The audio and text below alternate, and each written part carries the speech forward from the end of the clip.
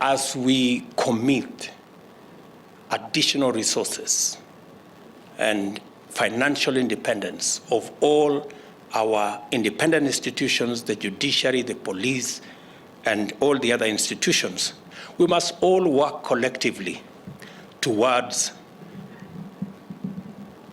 making sure that we have savings and we collect revenues that will support our development.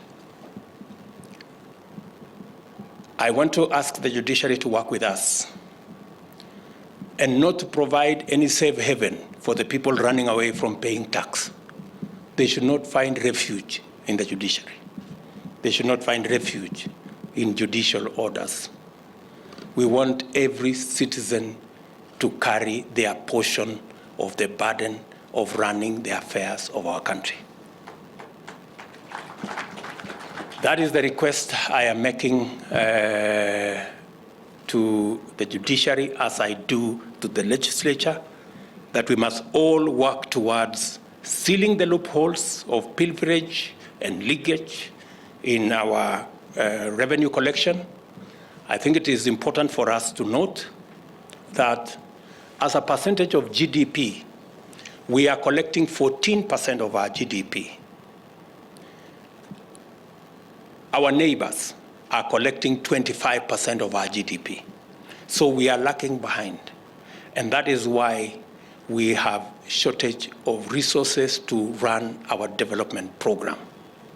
I pledge our support to your vision of social transformation through access to justice, because it is our duty to do so, because we are aligned in our transformational agenda, and because we share a citizen-centric, bottom-up delivery model focused on individual and collective well-being of all the citizens of Kenya. For the avoidance of doubt, I reiterate my commitment and that of the government of Kenya to live up to our pledge to the people of Kenya that we intend to empower the judiciary and the criminal justice system as required by the Constitution, as well as respect the decisions and orders of the courts as they relate to the executive. Expect no more or no less. And even as we commit to the independence of the judiciary and to support the judiciary, give it financial independence, we do the same for all the other independent institutions.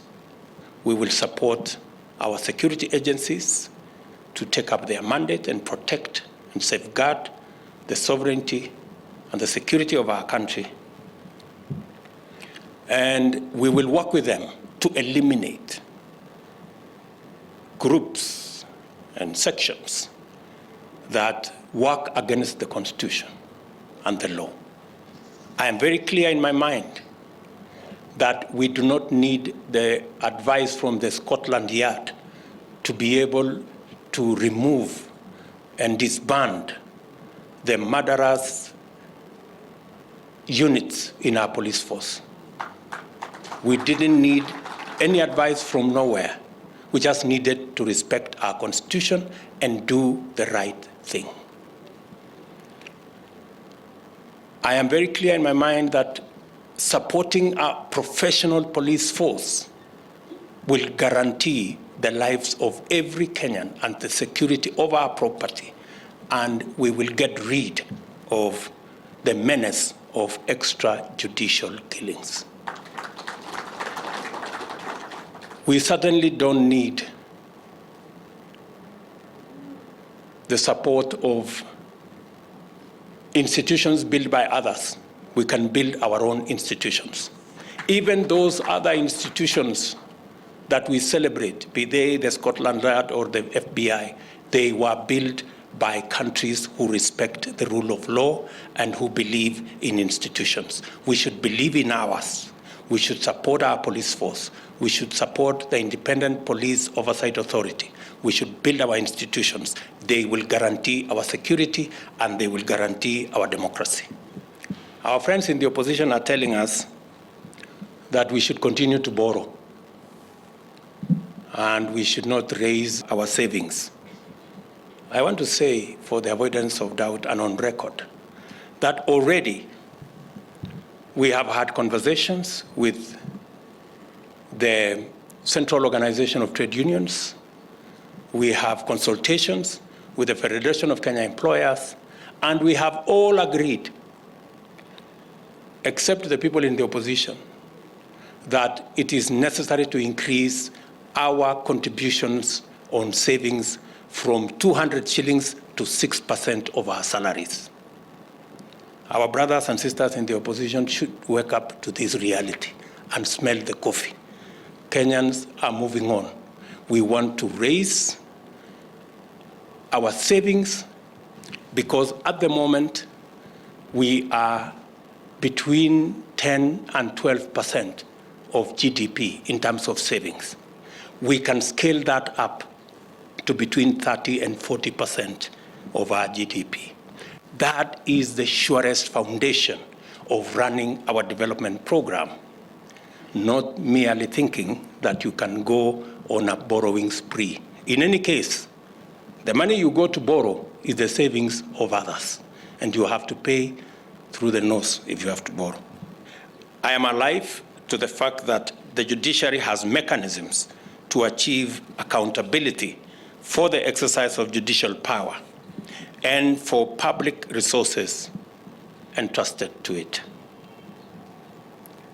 The outputs of the Judicial Ombudsman are tremendously enlightening. Particularly noteworthy is that beyond resolving complaints, the mechanisms investigates root causes to minimize recurrence. And I want to encourage Madam Chief Justice and the judicial system to improve on the Judicial Ombudsman's performance.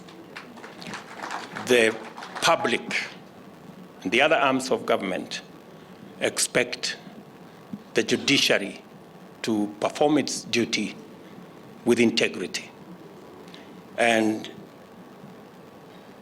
it's my expectation, because judicial power and independence comes with huge responsibility. And huge responsibility comes with a good measure of accountability.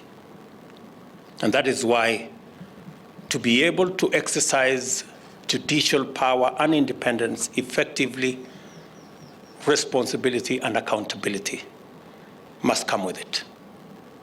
And I want to work with the judiciary, to support the judiciary, so that we can have an accountable and responsive judicial system.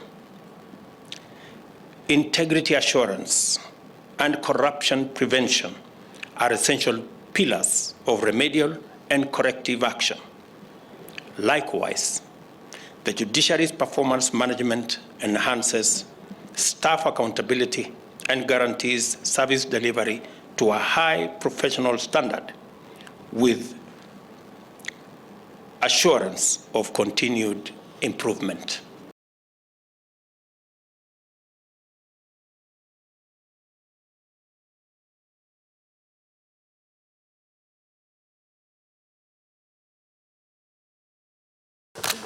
Thank you very much. Thank you. Thank you very much, Tony, again.